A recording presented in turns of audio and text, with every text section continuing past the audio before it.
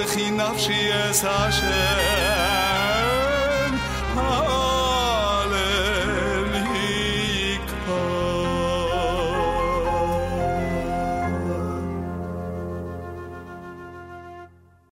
Today we're going to study page 93. It's a continuation of the previous discussion, which is carrying from one domain to another on Shabbat, when part is in one domain, the other part the other domain, or when we have several people involved, more than one person does this type of work.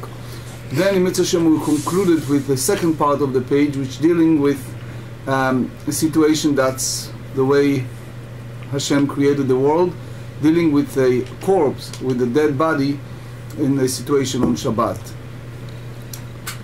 So here we are on page 93, Be'igul shel dvela. In a Talmudic era, the fig was heavy.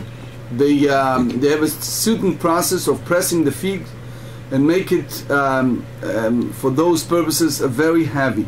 Here is the issue. We discussed in the previous session that when the Torah used the term ba'asota, it means when each person can do the work independently, then Rabbi Yehuda hold that that he is liable. It only is not liable. He is liable only when he cannot do it by himself. He needs the help with another person. That's a different story. So here is a situation that two people holding this heavy fig, like round cake of fig, and it's dry, והוציאו לרשות הרבים, and they carry that dry, heavy, dry fig to a public domain. Or בקורה והוציאו לרשות הרבים, or they held a beam, and the same story, and they have more than one person, two people carry the beam to a public domain, which is again heavy material. רבי יהודה אומר, אם לא יכול כל אחד להוציאו והוציאו, שניים חייבים. רבי יהודה hold, if one person cannot carry it independently, and therefore you have two people who did it, then they are liable. ואם לאו, פטורים. However, if each person can do it independently, meaning the help of another fellow doesn't change the status of a capability with each individual to make it happen. רבי שמעון אומר, אף על פי שלא יכול אחד להוציאו, רבי שמעון hold, even each of them cannot carry it independently, והוציאו שניים פטורים, but two people carry it, they are exempt. Why? Because he said שנאמר, לכך נאמר בa'asota. That's the reason the Torah used the word ba'asota, which is derived as follows: יחיד שעשה חייב, שניים שעשו הפטורים. Because the Torah used the word by performing it, which is Vayikra, Leviticus 4. So they have here a very clear basic principle that's saying if an individual will perform the sin, he is liable. But if two people, then they are exempt. So the Ritva and the Rashba explain that all apply. What exactly happened here?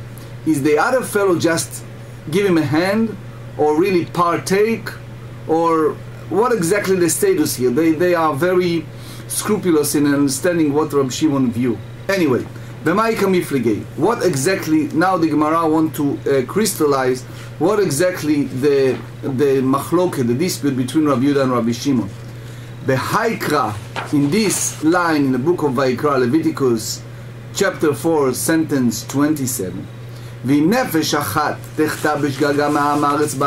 if one soul committed a sin, that the word ba'asota, by performing it, so which means that the Torah said that it's not guilty. So Rabbi Shimon savar tlata mi'ute iktive. Rabbi Shimon said that you derive from that three exclusionary statements here. Number one, he said the word nefesh. Because they use the word soul, nefesh, it means it's written in singular. So because the Torah used this singular term, meaning is only one individual and not many. Point 2, achat. The Torah used the term achat. What is achat? One. Number 3, the Torah used the word ba'asota, by performing it. So what does that mean, ba'asota? Nefesh techta, soul that committed a sin, meaning only one and not two. Achat techta, only one, meaning one and not two. Ba'asota techta, by performing it is sin, meaning that only if he does that fully himself and not with help with someone else. Clear? So they said clearly, they said here, chad lema'utei, ze oker, veze meniach. One, it's to crystallize that one person is uprooted, is lifted in one domain, and which is from the private domain, and the other fellow, he is put down in a public domain. Remember the first Mishnah we studied in this pair, in this Masechet. Then, which means each and every one does one part of the deed, but not the entire part. So Rashi explained, when we are speaking about two people that does that, it apply only that only one, if each one of them can do it by himself. So the two people in that sense makes no difference. But v'chad leme'utei, and the second one want to tell us that even there are two people who does that together, ze yachol v'ze yachol, which is each of them can do independently. They help each other, but basically each of them can do it without the help. V'chad leme'utei, and one of them come to clarify that ze no yachol v'ze no yachol. The third one is a situation that none of them can do it independently by themselves. They always needs the other, so they want to teach us that they exempt, Rashi said, if they do that together, because neither one of them can do it independently. Now we go to Rabbi Yehuda. How Rabbi Yehuda explain it? Rabbi Yehuda chad leme'utei ze oker veze meniach. Rabbi Yehuda wants to say one is to tell us one, to exclude if one he lifted an object and the other one is placed it in a public domain. V'chad leme'utei ze yachol veze yachol. The second one is situation that each of them can do it independently. V'chad leme'utei yachid she'asa borat beidin. So if someone did it because the Bet Din ruled, the rabbinic court told him to do a certain thing, which means the Sanhedrin, the Bet Din, gave him a wrong instructions. For example, there is part of the animal, it's called chelev, the fat part of the animal. Basically, it's an issue. But here, let's say if the Sanhedrin instructed him that he can eat this fat part of the animal. So one individual followed their instructions and he did it. So the Torah wants to teach us that he is considering anus, he is considering someone who's not responsible for that, and therefore exempt from bringing sin offering. Right? So the Torah said if the Sanhedrin lead the public, so the Torah said it clearly that individuals who committed any type of sins because they follow the Bet Din, they're not responsible for that. Now, but isn't there a case though? That's the famous Rambam. In Sanhedrin, that if a court rules incorrectly, then they're liable for the chatat offering. Okay, so there is a Rambam in Hilchot Shabbat in chapter 12 that he said that first of all, as far as individuals, so those individuals who follow them, they are not responsible. But the big question is how they did it and what they did exactly. And but does the Sanhedrin become responsible for that chatat by ruling but depends incorrectly? Who? Sometimes it's just one ruler, one judge. head. Right. sometimes it's really depends. So whoever ruled incorrectly is the one that would be responsible. But by us here, us here, Rabbi Yehuda wants to emphasize that even one individual did what the Beit Din instructed him, and basically he did it.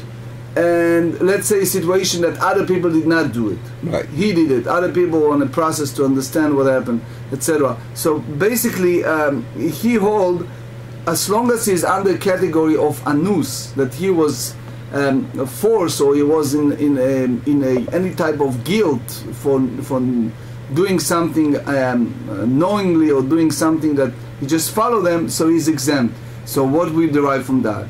Because the third mi'ud, the third part here, want to tell us this special thing according to Rabbi Yehuda, which he didn't do in any way else.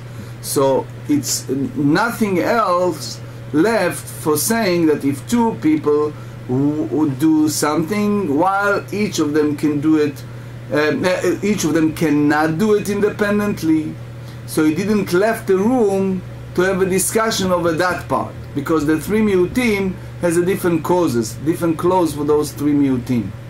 Rabbi Shimon, why Rabbi Shimon did not explain it in the way that Rabbi Yehuda said, so he said, Yachid she'asah borad bedin chayav. If one did something according to a Beit Din, he is liable. That's what his opinion. And Rashba have a lot to say about it. Tosfot too, why and how come, but let's go to the next step because we need to focus on the sugya itself. Rab Meir said, Miktiv nefesh techta, what it's written, a nefesh is like a soul committed a sin, achat techta, one of them committed a sin, ba'asota techta. But if you tell me that they have three different explanations for this, tremi utektive, two of them it's written here, right? Because we said nefesh echat, that's one miut, and ba'asota is the second one.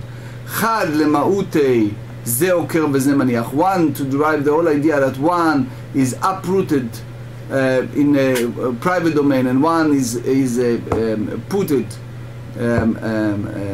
down in a public domain.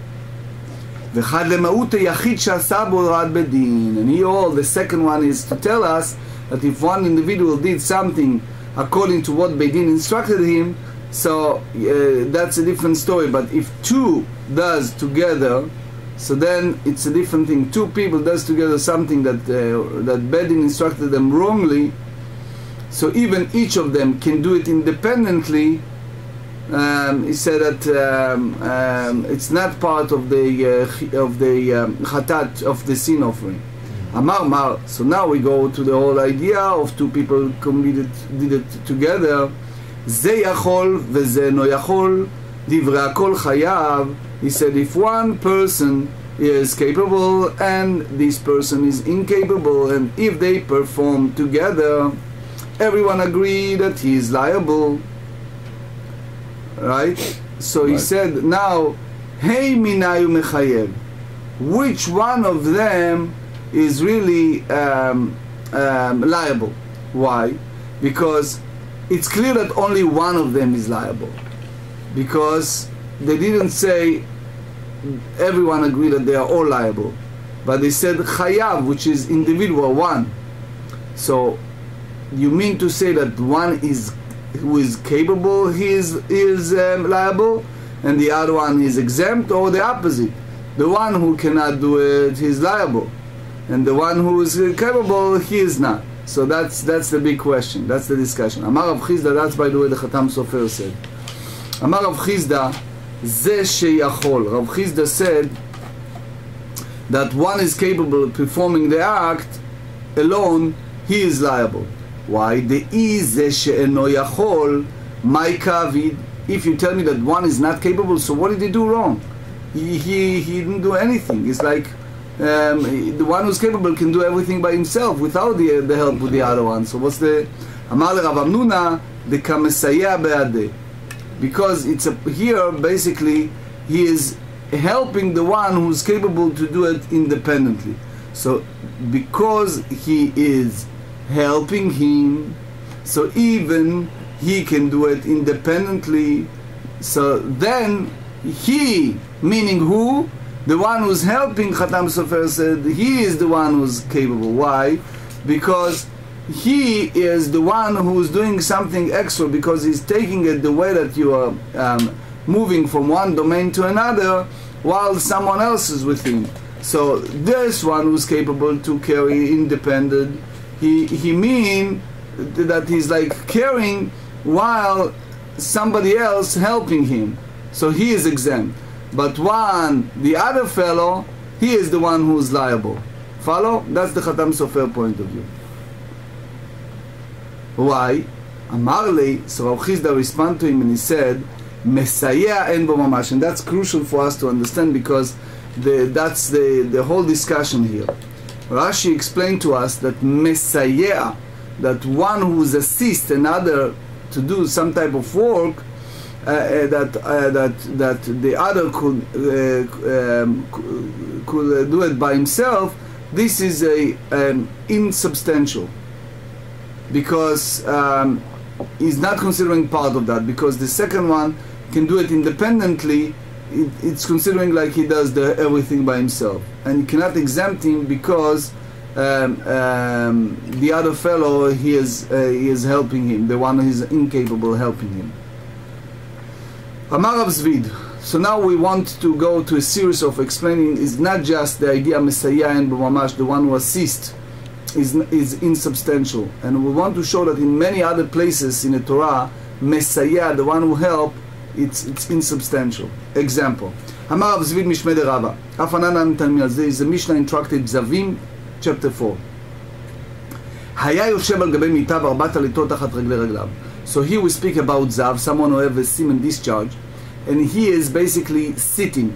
Now, if you talk about Tum'ah in that sense, so we explain, if you remember when we talk about Midras, that it's applied to everything, sitting, standing, lying, and everything all together.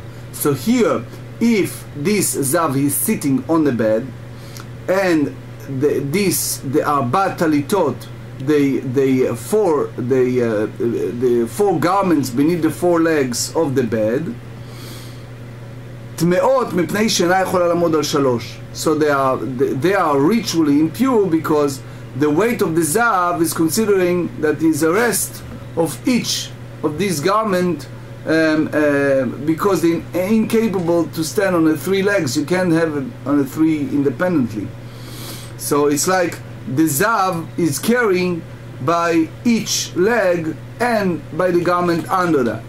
Rabbi Shimon metaer. Rabbi Shimon, he has said that it's pure, it's ritually pure, because he's not considering each leg like carrying the Zav, the one with the discharge, right? Soon we explain it. If he's riding an animal, and those four garments is under the leg of the animal, tehorot. So that's according to the one who disagree with Rabbi Shimon. Because the animal can stand on the three legs. So because each one of these legs, you cannot say that it's good to carry this Zav, because the animal can stand on a three. So therefore, the Zav, the one with the discharge, is not considering that like standing on each leg independently.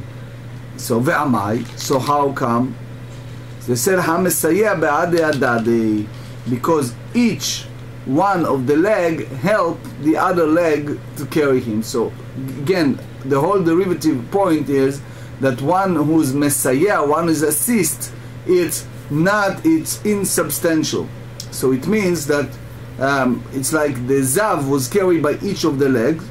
Now we said lav mishum de amrinan mesayeh en bo mamash. Isn't that because one who help in that sense is the leg? It's insubstantial. Amar Rav Yuda midskarta Lo'olam ei malach mesayeh yesh bo mamash. No, I disagree, and I said actually you should say that performing that person who has an object that they assist is substantial. Yes, it's carry something. V'shanehacha, in regard to zav, that's a different. Why? The akrala legamri, because it's a very common that the animal can use without help the fourth leg, which means they can lift it. Rashi said one leg, and they can stay stable with on the three legs. So it means, Rashi said, it's not necessarily that the animal really lifting one of the legs.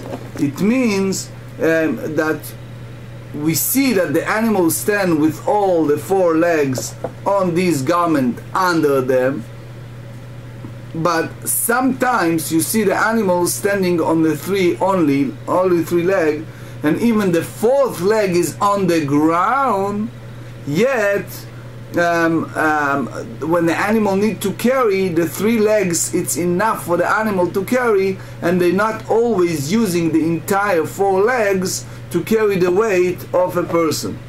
So therefore, so they say that each leg, you can say that in that sense, since you have one leg free, so you have each leg in that sense is the leg that maybe not help to carry this zav, and therefore the garment under that is pure, is ritually impure.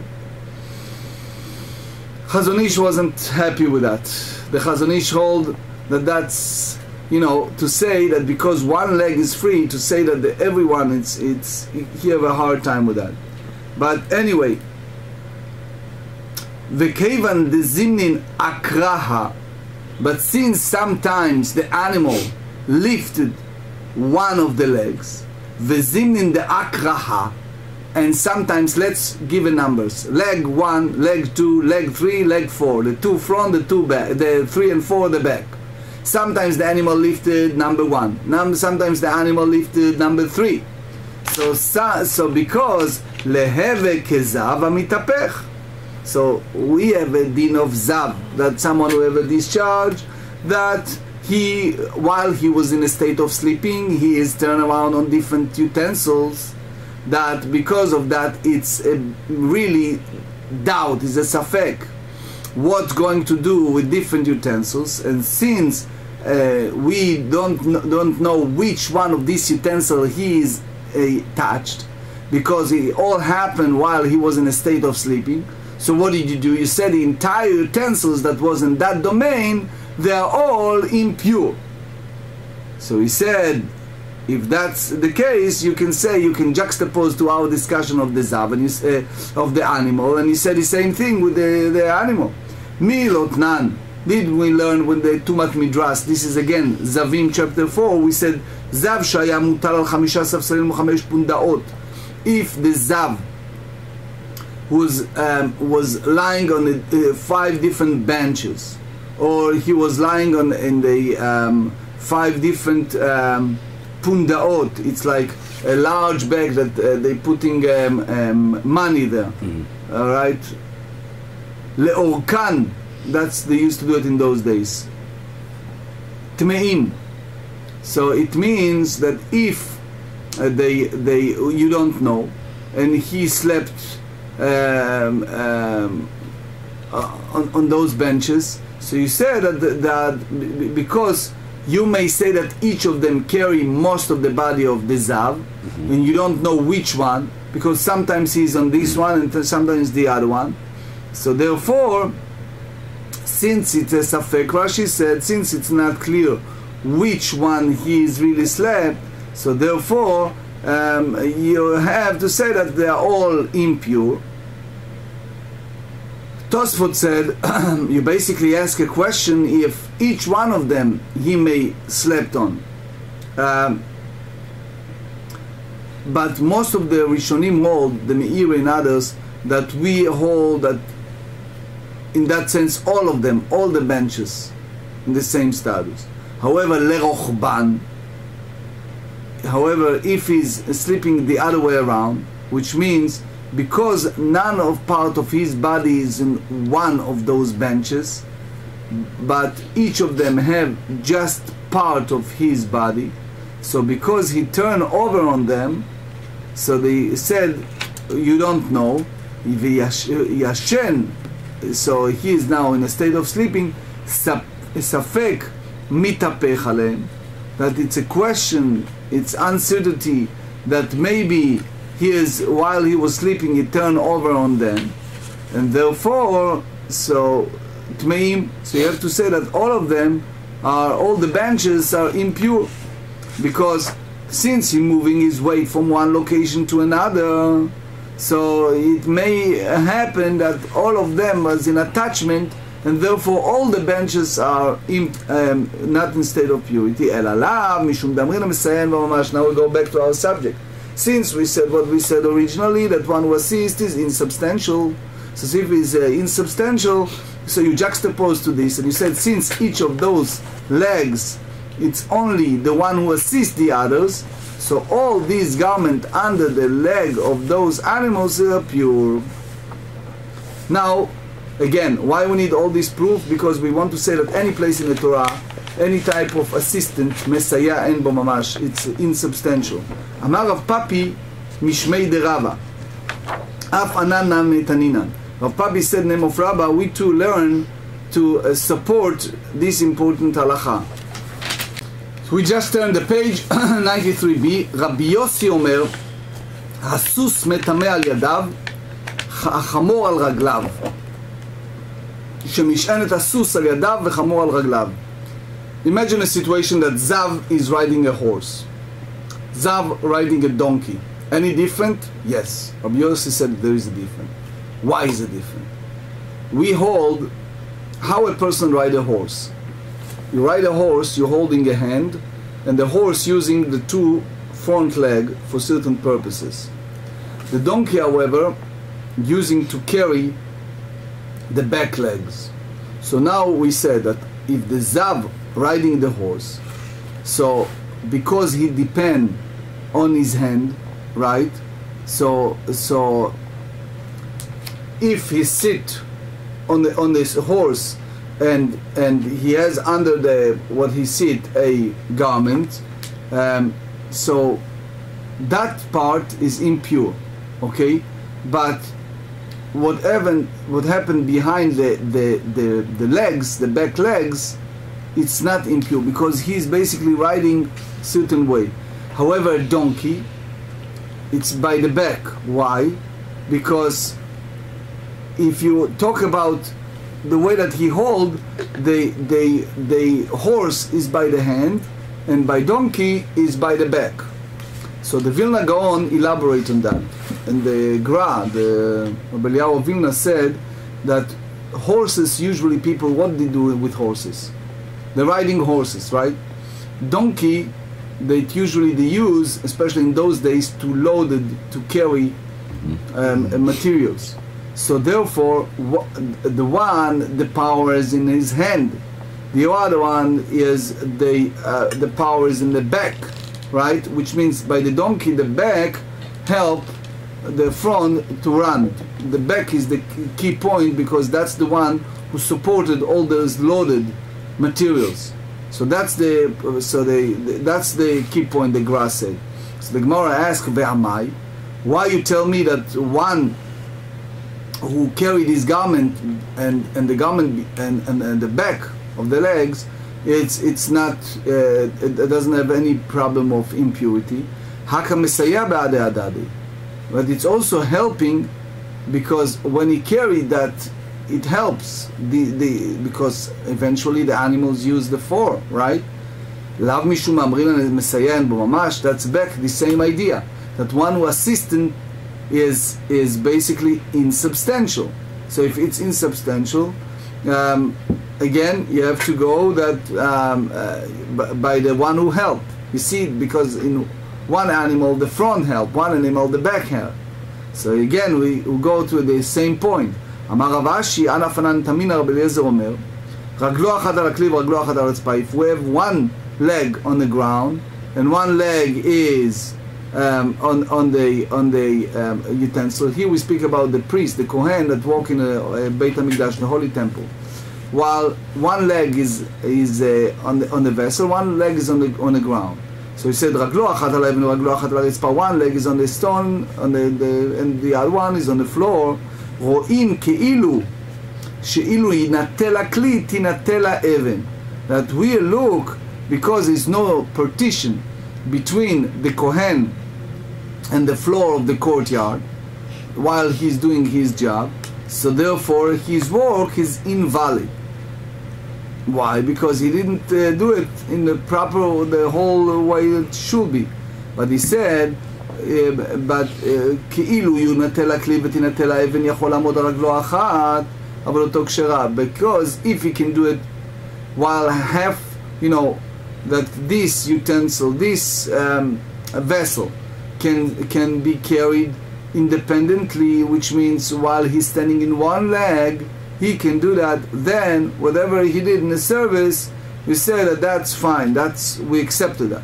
However, ve'im lav, if you cannot do it while standing in one leg, avodato psula, his work is not valid. So basically we should say that the Kohen can stand in one leg and do the job.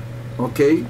That's it's a famous book, Netivot HaKodesh, on Tractate Zvachim. He explained that basically the Kohen can do it while he's standing in one leg, but regardless if it's a right leg or left leg.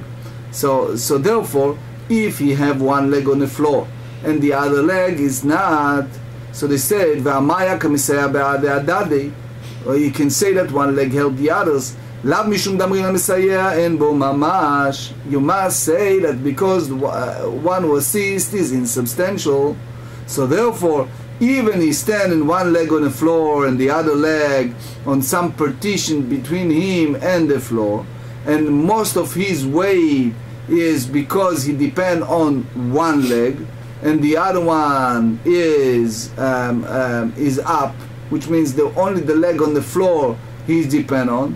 So therefore, if you take the partition in between and the other leg it's up in the air, he still can stand somehow with the stable mood. So therefore, it's considering like he's a fully standing, is like with the two legs fully on the floor. Sometimes you see these acrobats, people that can do things while they're standing in one leg. So in that sense, the second leg, it's considering a assistant that it's insubstantial, and therefore it's not considering something that he stand on that. But if he depend on both legs equally, which means if you take the partition in between and the other leg, he cannot stand stably, because if you look at people that does certain acrobat or yoga, all kind of things, they have this capability, but many people cannot do that, right? So here is the issue. He is not fully stand on the floor. Only part of him is on the floor and part of him is on that partition. So therefore his work is invalid. You have to have this capability while you're doing your work, that is a state of stability. So basically what we derive from that, the big question is, do you tell me that the assistance is substantial or insubstantial? So they said, Amar Ravina Afanana Metanina. So now Ravina come and lock it up, and he said, Kibel, while the Kohen accepting the blood that coming out of the sacrificial offering, while he is holding it, biyamin usmol meseato, he hold it mainly with the right hand, and the left hand is just helping the right hand to hold this vessel. Avodato kshera, his labor is accepted, is valid, and the fact that he used the left one doesn't make it invalid. Excuse me. So now, ve'amai, why you say that his work is valid? Haka mesayeh behade adade, but basically you have here the assistant from one hand to another hand. Lav mishum amrinan the mesayeh en bu mamash. You have to say that the one who helped, the assistant, is insubstantial. Shma mina. So you have to learn that the one who helped, it's en ba mamash. The one who assists is insubstantial, and that's basically you learn from that. Amar Mar. Now we back to the subject where two people does something together. זה יכול וזה יכול, Rabbi Meir mechayev. If each one of them can do it independently, Rabbi Meir hold that is liable. Now we have a question, if we needed to have the measurement of carrying from one domain to another for both.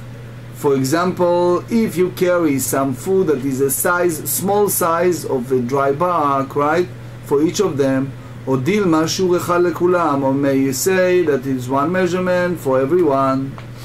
So for sure, Tosfot have a lot to say here. We're just running out of time.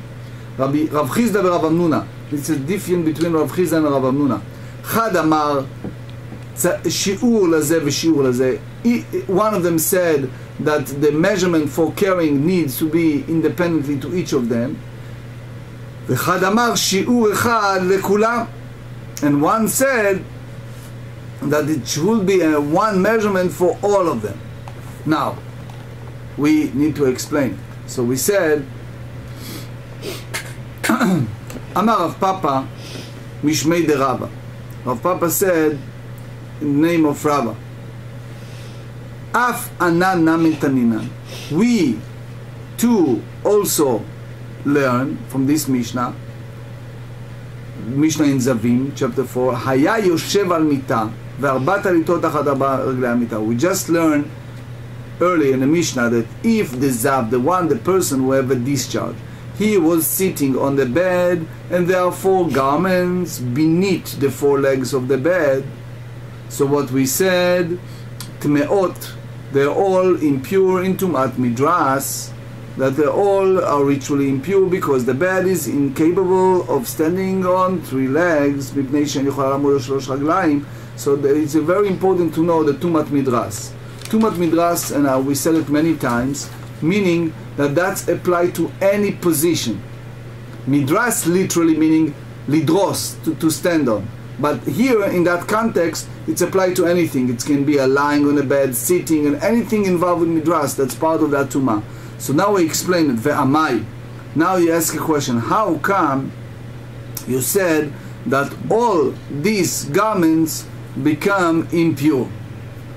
If you tell me, libai, shi'ur ziva leze ve'shi'ur ziva leze, if you tell me that if 2 people does this, so you need to have independently the measurement of each of them, which is, so most of the part of the Zav has to be, in order to make this state of impurity, you have to say, Lav mishum de amrinan shi'ur echad lechulam. It is not because we said it in order to make the garment impure, one measure of impurity, it's enough for all of them. So you have to say, so that each of them, meaning both people who did it, are both are capable and they are both liable for one measure that determines liability. Amar Rav Nachman bar Yitzchak. We'll bring another proof, and now we're back to Hilchot Shabbat. What happens if you have a deer, just as an example, and he ran to a house, and now you go after him, and what do? You lock the door. Now you have the deer is inside the house. It's called Seidah, trapping, right? So Amar Rav Nachman bar Yitzchak, Af anana min tanina, we learn, meaning that we soon will learn in page 106b.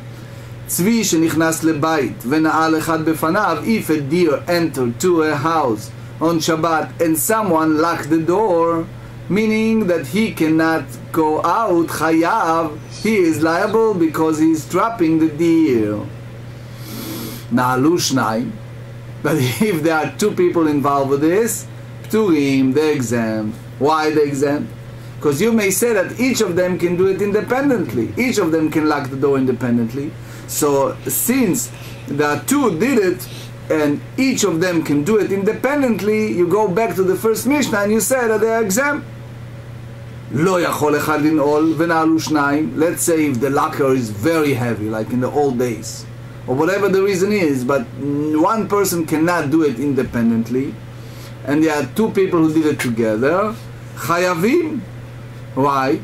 Because what are you saying? That as long as they each of them can do it independently and they do it together, they're exempt because none of them did the full melacha, the full work. Like one uprooted and one put it down, right? But here, because neither one of them can do it independently, so therefore they are capable because each one completed the job of the others, and they are together united to do a job that none of them can do it independently. Amar Rav Nachman bar Yitzchak, another proof. Now again, it's all of the idea that one helped the other. What exactly, how we hold it? We hold it as a one individual, we hold it as two. If there is a two that split the job, then they're exempt. Amar Rav Nachman bar Yitzchak, Ve'amai, and what's the reason? Why? You said that if neither one of them can lock the door independently, then by doing it together they are liable. Libaye shi'ur tzeidah lezeh v'shi'ur tzeidah lezeh. Yomei said that each of them we require a measure of trapping for one person, a measure for trapping for another person. So in order, like you need to have two deers in the house in order to say that when you trapping a full one deer, it will be for each one of them. So Rabbi Akiva Iger have a lot to say, because he said that it's a problematic to say such a thing, because how in reality you do that? What exactly involved here? But anyway, let's go back. So you see here, Amar Ravina. Yeah, Amar Ravina. No, I'm sorry. Ve'amai libai shur tzeidah lezeh v'shur lezeh. Amar Ravina, Afanan Netanya. Yes. Hashutafim sheganvu v'tavchu chayavim. If you have two partners that stole, so you have two partners in a crime, right? Two people did something together. So now, what did they do? Let's say they stole an animal. They stole a sheep, or they stole something, right? One of those animals, and they slaughter it together. So regardless if both of them hold the knife and they slaughter together, or if one person slaughtered with the agreement with the other fellow, right? So because the Ritva said that there is a concept that's called Yesh Shaliach Lidvar Avera, that if you sent an emissary to do a violation, so he knows that he's in violation. You send someone, God forbid, to steal or to kill or to do something, so that person is smart enough to know what's involved here, right? So therefore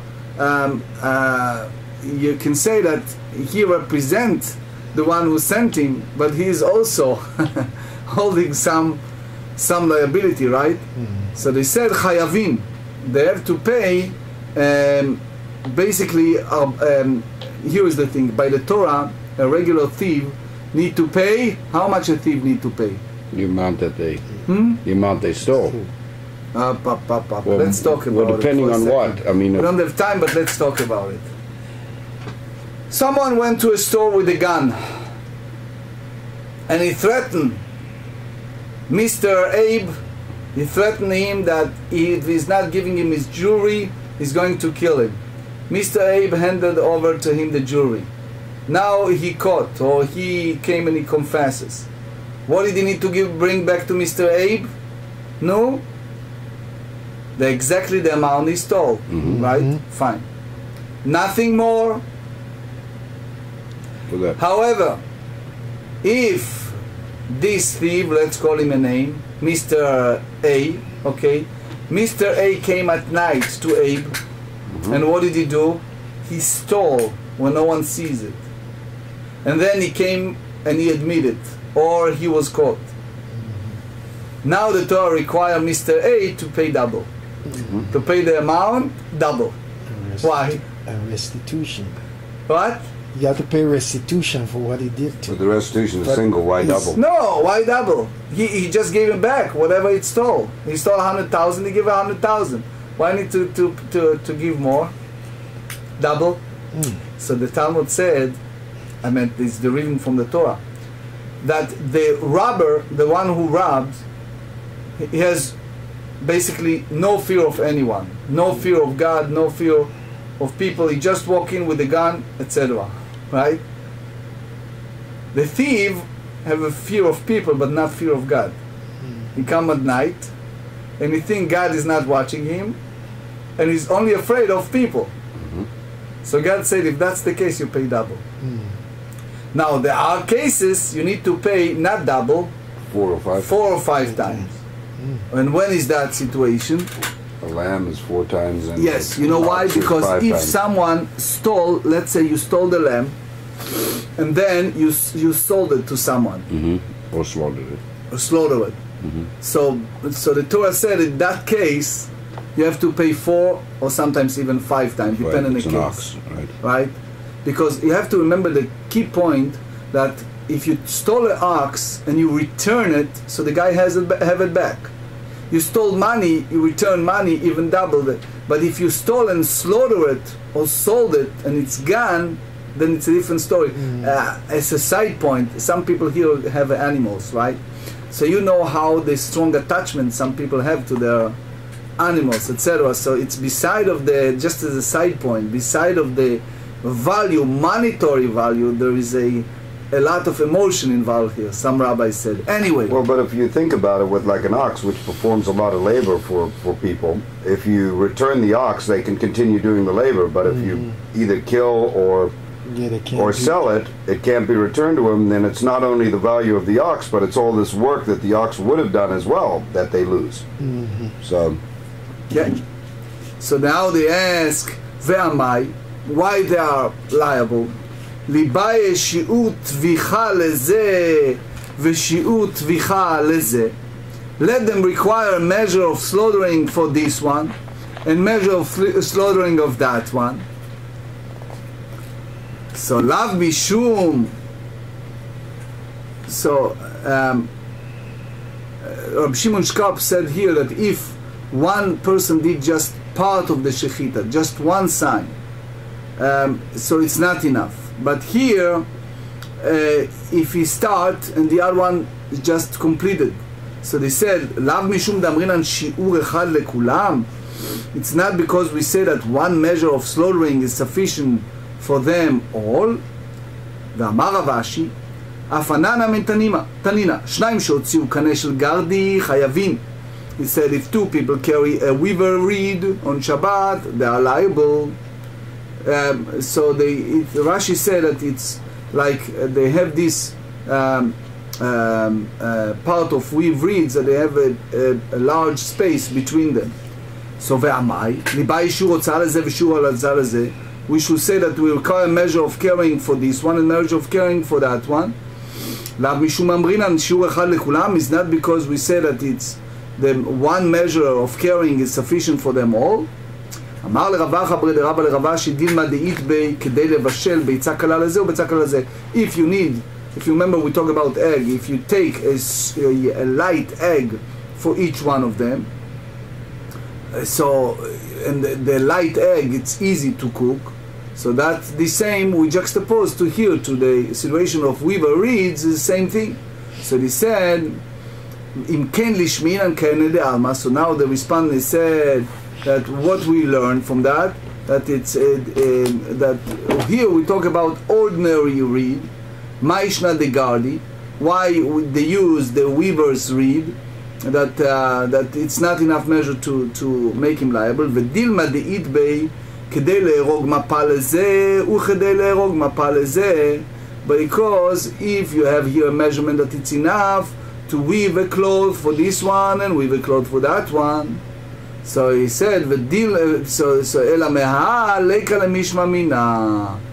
the proof cannot be learned from this Braita to reconcile this debate, and therefore this Braita it was rejected. Tana Kamei de Rav Nachman, So Rav Nachman usually was the one who delivered those braitot, and he said as follows: Shnaim she'otziu kaneh shel gardi pturim v'Rabbi Shimon mechayev. He said 2 people who carry out the weaver greaves on Shabbat, they are exempt. Rabbi Shimon hold them liable. So the Gemara asks, Klapei laya. So they ask, Nachman asks, toward where you are facing. So because Rabbi Shimon is always the one who exempt 2 people who did it, so why here he is mechayev, he is making them that they are liable?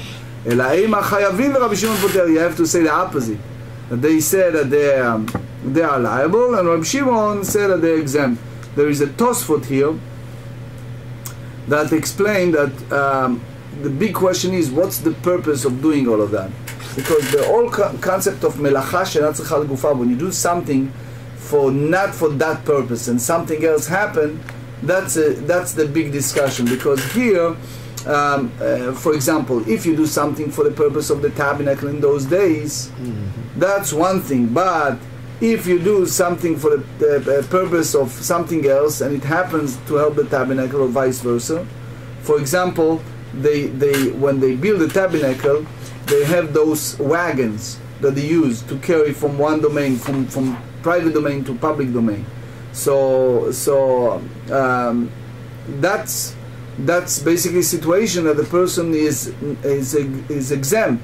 So Tosfot have a long discussion later in the 94a in the Rabbi Shimon Poter, with a lot of discussion over this. Anyway, Mishnah. Now it's the Mishnah at the very end of page 93b. Next Mishnah dealing with the situation that when someone carries food but for different purpose, such as המוציא אוכלים פחות מכשיעור. If someone carries out the food less than a measure that determines liability for a person to be responsible. So, for example, we discussed grogeret in a small dry fig. So that's the minimum requirement for the food. So they said bekli patur afalakli. If he carries it with a vessel, he is exempt, and not only for the food but also for the vessel itself. Why? She'akli tfelalo, because the vessel is secondary to it. It's not the food is the main key. The vessel that carried it's a etachai. So basically, if someone remove a living person on Shabbat, so there is a category. Someone asked me yesterday about carry a baby. So there is a concept in halacha that's called chai anoset atzmo. If the child can independently, has the potential to walk, like little children, sometimes they need the help, sometimes they can do it independently in a certain age, right? So in other words, here is the question is etachai bemita. If you take someone who's a living person, but you're taking a living person in a bed, so they said patu afala mita shamita tfelalo. He is exempt not only for carry that person, but also for what? For the bed, because the bed is a secondary to a person. It's not the key. So now he said et hamet bamita. Now you have a dead body. You have a corpse on Shabbat. You carry the corpse in the bed. Chayav. Why? Because the dead person cannot carry it himself independently. So therefore, even you're taking out for the purpose of the dead himself. For example, it carry a bed odor or whatever it is, right? So you are basically liable. V'chen kezait min amenu, kezait min nevela. If you take the olive size of a corpse, olive side of a dead animal, v'cha'adasha min sheretz. Sheretz, we said that it's a small creeping animal, and you take a lengthened bulk of a creeping animal, which is the small, but is a minimum measure for these items to transmit ritual impurity. Chayav, he is liable. Rabbi Shimon poter, Rabbi Shimon exempt even taking out a full dead body of a dead person. Why? Because he called it belacha she'ena tzricha legufa. You don't need that for itself. So you don't need the guf amelacha, the key point. You don't need it here. So again, that's the key point that Rabbi Shimon hold, and that's what we said. The big discussion that if you do something intentionally for certain purposes, but that work doesn't need for itself. So, for example, we said you do something but you ruined it, that item. We explained it early in the מסכת. So he exempted. תנו רבנן, המוציא אוכלים כשיעור. אם בכלי חייב על האוכלים ופטור על הכלי, ואם כלי צריך לא חייב על הכלי.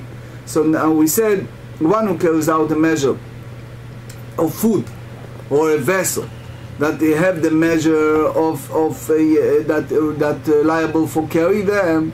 So if he carried it with a vessel, so he is responsible, he is liable for what? For the food, but the vessel itself is a secondary to the food, so he is exempt.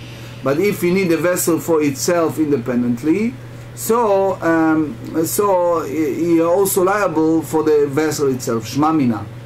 Ha'ochel, if someone eat shnei zeitei chelev be'elem echad, if someone unintentionally, unwittingly, he take two fats in a size of olive, but he didn't know that he didn't do it wrong, but he did it twice, chayav shtaim, he need to bring two sin offering, because each of them it's independently. So many the Ran and Ritva and Rashba, many Rishonim have a problem that we're running out of time. So the answer said, Amar Rav Sheshet Acha b'ma yaskin. Rav Sheshet said, we are speaking about what? Kegon is an example where sheshagag al ha'ochalin ve'zid al hakli. One act unwittingly with regard to food and intentionally with regard to the vessel. So there is a tosfot here that said that there is a concept we learned it many times. It's called kimle b'derabba minei. Don't we said, for example, if someone did a monetary damage and also something that he deserves a capital punishment, you say that the capital punishment is supersede the monetary payment. So how come here you don't say it? That we will discuss tomorrow. We discuss today in Halacha, it's a Rambam, Hilchot Shabbat, chapter 1. What happens if you have two people? None of them can do it independently, or some of them, can do better than the others. So they said, Ze yachol ve'ze no yachol, if this person is capable. If two people, one of them capable of performing a labor alone, and one is incapable of doing so, perform a prohibited labor on Shabbat, the one who is capable is liable, while the other is assisted, the one he is exempt. That's the Rav Chizda.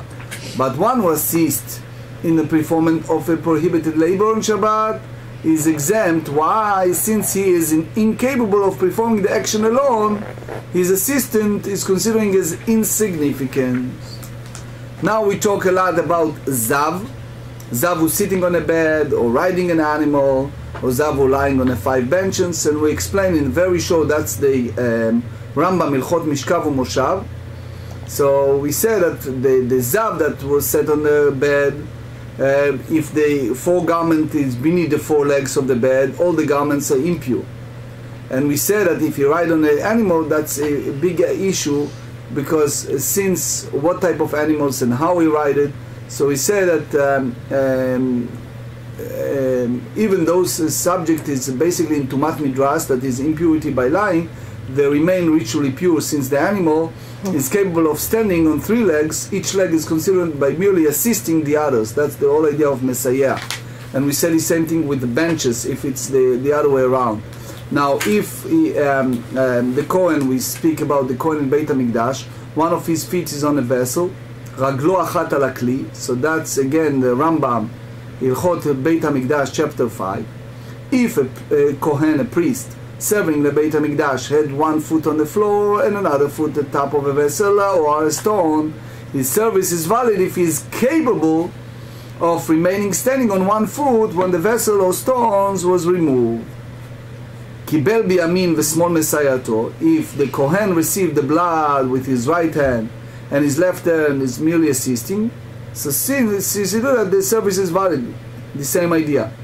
Now we said, as far as the shiurim, shiur echad lekulam, 1 measure is sufficient for them all on Shabbat. if several people incapable of performing a prohibited labor alone performed together, they all are liable, even if they only perform together a single measure that determine liability of this type of labor. Two partners stole, or two partners slaughter an animal. Slaughter an animal and stole it and slaughtered. So that's Rambam, Hilchot Gneiva, chapter 2.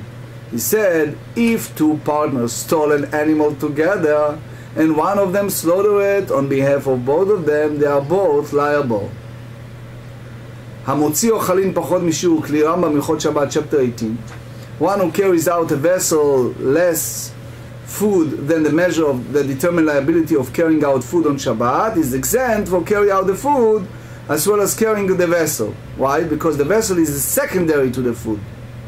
So too, one who carries out a live person on a bed is exempt even if carry it out the bed. However, when it's a dead body, one who carries out even an olive bark, a small side of a corpse on Shabbat, so the corpse is it's a different status, is not living, so is liable. So that's the Mishna said. Some authority ruled, according to Rabbi Shimon, in the case that is exempt because it is a prohibited labor. It's not necessary for its own sake. Again, when it's come to a corpse or it comes to dead bodies, there are many halachot that it's an absolutely separate discussion when and where and how.